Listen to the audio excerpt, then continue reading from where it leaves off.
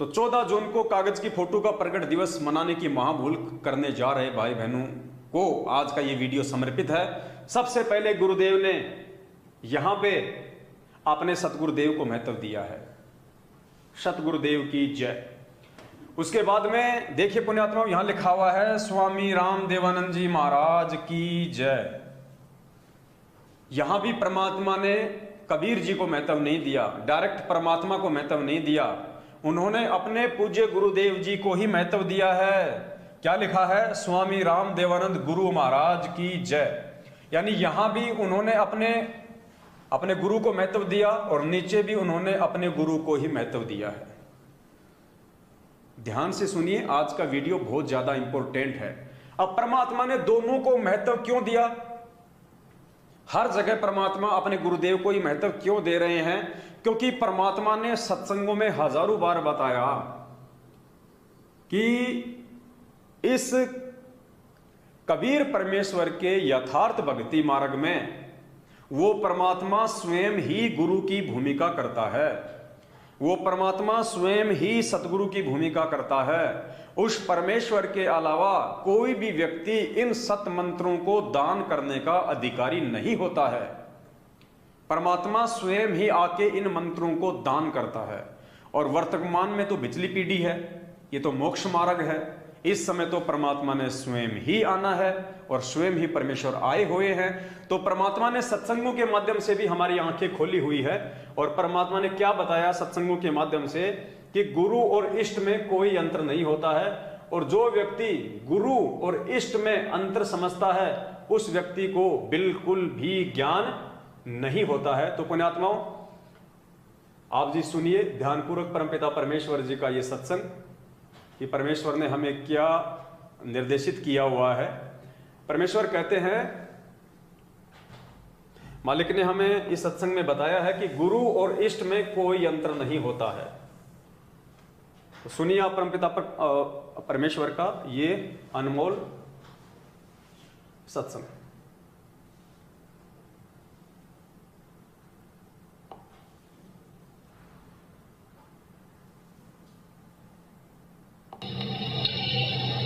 जो लगा सुनो तो के कैसे ये अब के कौन सा भाई फिर बताओ।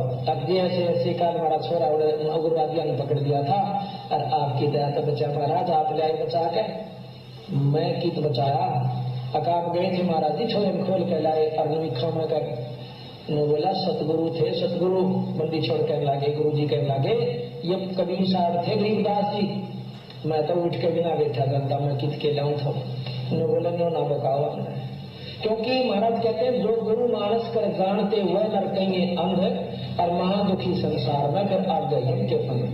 ईश्वर में और गुरु में और इष्ट में कोई अंतर नहीं होता, क्योंकि ये महाराज के देही को सतगुरु कहे, ये सब धूमधर ज्ञान। अगर इस शरीर को ही आप सतगुरु मानते हैं और चार दागा नहीं जाको सतगुरु जाए। तो पूज्य गुरुदेव जी ने अपने इस सत्संग में स्पष्ट कर दिया है कि गुरु में, इष्ट देव में और ईश्वर में कोई अंतर नहीं होता है। इसीलिए परमेश्वर ने अपने इस पीले पर्चे में, जो पीला पर्चा जो उनकी आड़ में निकाला जा रहा है, इस पीले पर्चे में यदि ये पीला पर्चा सतगुरुदेव जी ने लिखा है तो उन्होंने स्वयं लिख दिया कि स्वामी राम देवानंद गुरु महाराज की जय। और यदि ये पीला पर्चा सतलोक आश्रम मैनेजमेंट हरियाणा के माध्यम से लिखा गया है तो परमेश्वर ने उनके अंदर सत प्रेरणा करके ये लिखवा दिया आप और हम सभी भाई बहनों की आंखें खोलने के लिए कि स्वामी राम देवानंद गुरु महाराज की जय। अर्थात भक्ति मार्ग में परमेश्वर से बड़ा सतगुरु होता है, गुरु होता है। आगे परमेश्वर ने हमें और बहुत सारी बातें समझाई हैं इष्ट और गुरु को लेके कि हमने किसको महत्व देना चाहिए, हमने सतगुरु को महत्व देना चाहिए या हमने उस परमेश्वर को अधिक महत्व देना चाहिए इस भक्ति मार्ग में आने के बाद में, ये ज्ञान समझ में आने के बाद में। तो सुनिए परमपिता परमेश्वर का ये सत्संग जिसमें परमात्मा ने हमें समझाया है। क्या समझाया है? परमेश्वर कहते हैं जब तक आपके मन में संसार रहेगी, परमात्मा कहते हैं कोटि ग्रंथ का एक मूल है, अपनी सुरत ठिकाने राख। कोटि ग्रंथ का यानी पूरे अध्यात्म का एक ही निष्कर्ष है कि अपनी सुरत को ठिकाने पे रखे, सुरत ठिकाने पे रखने का मतलब कि एक परमात्मा चुन ले। अगर आप दो परमात्माओं को अपने साथ में रखोगे, अपने गुरुजी को भी और दाढ़ी मूंछ वाली फोटो को भी, तो पूज्य गुरुदेव इस सत्संग में कह रहे हैं कि कभी न कभी तुम्हारे को धोखा लग सकता है। तुम्हारे मन में ये विचार आ सकता है कि कहीं ये गुरुजी बड़े हों या फिर कहीं ये कबीर जी बड़े हों, यानी ये गुरु बड़ा हो, कहीं ये भगवान बड़ा हो। गुरुजी यहाँ पे माता का उदाहरण देके समझा रहे हैं कि गुरु और इष्ट में कोई अंतर नहीं होता है। जब तक आपकी सुरत ठिकाने पे नहीं होगी, जब तक आप ज्ञान आधार से ये निर्णय नहीं कर लेंगे कि गुरुजी बड़े होते हैं या गोविंद बड़े होते हैं, या गुरु और गोविंद दोनों इस भक्ति मार्ग में एक ही होते हैं, तब तक परमात्मा कहते हैं तुम भक्ति मार्ग पे निसंशय हो के आगे नहीं चल पाओगे। तुम्हारे मन में सदा यही विचार आएंगे कि हो सकता है उसमें ज्यादा शक्ति हो, या हो सकता है उसमें ज्यादा शक्ति हो, मैं कहीं उसको पूजना छोड़ दिया इसलिए मुझे नुकसान हो रहा हो, या मैं उसको नहीं पूज रहा इसलिए हो सकता है मुझे नुकसान हो रहा हो। क्योंकि ये भाव आपके अंदर उस समय तक आएंगे जब आप दो भगवान मान के चलोगे, जब आप दो नावों की सवारी करोगे, तो आपके अंदर संसार रहेगी। तो परमेश्वर ने इस सत्संग के माध्यम से हमारी उस संसार का निवारण किया है, हमें समझाने का प्रयास किया है। तो आप भाई बहन थोड़ा ध्यान से सुनिए। सनकादिक सेवन कर सुखदे बोले साख, भाई कोट ग्रंथ का अर्थ है तू सुरत ठिकाने राख। अब कहते हैं सब ग्रंथों का यही, करोड़ ग्रंथों का अर्थ मैं तुझे बताऊं कि सुरत अपना दीदे ने, अपनी नीत ने एक जगह ठिकाने डाट कर राख के तेरा इष्ट उपास्य यूज।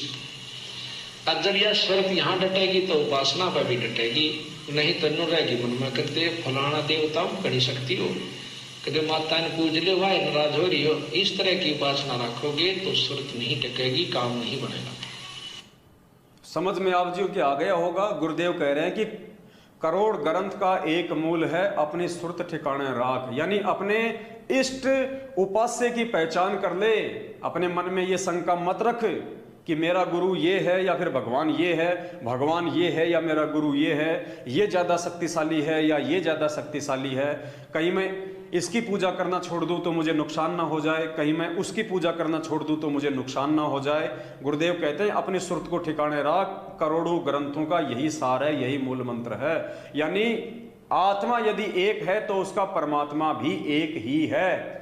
और जो भगत तत्व ज्ञान आधार से इस बात का निष्कर्ष निकाल लेगा वही परमेश्वर का सच्चा सेवक होता है, और वही आत्मा निसंशय होके, शंका रहित होके भक्ति मार्ग पे टिक सकती है। कोई भी व्यक्ति उसको भ्रमित नहीं कर सकता। अन्यथा कोई भी ऐरा गहरा व्यक्ति आपको झूठे आदेश बता के, कागज की फोटो दाढ़ी मूंछ वाले के नाम पे प्रकट दिवस मनवा के आपको दान धर्म ज्योति के नाम पे लूटते ही रहेंगे।